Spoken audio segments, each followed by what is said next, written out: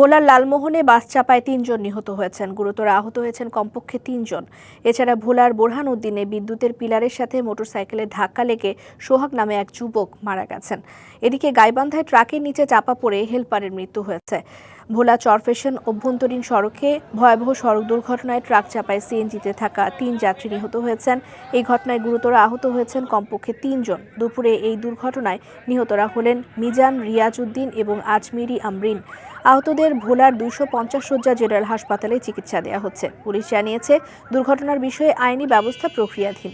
এছাড়া ভোলার বোরহান উদ্দিনের উদয়পুরে রাস্তার মাথা এলাকায় বিদ্যুতের পিলারের সাথে মোটরসাইকেলের ধাক্কা লেগে সোহাগ নামে এক যুবক মারা গেছেন।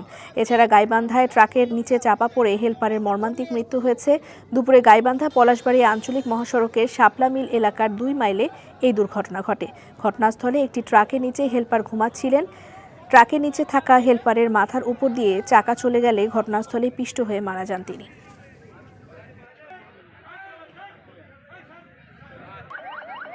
বিদেশ থেকে দেশে রেমিটেন্সের টাকা আসে নিরাপদে। তাই আজই আপনার আপনজনকে বলে রাখুন, রেমিটেন্সের টাকা যেন শুধু নগদেই পাঠায়।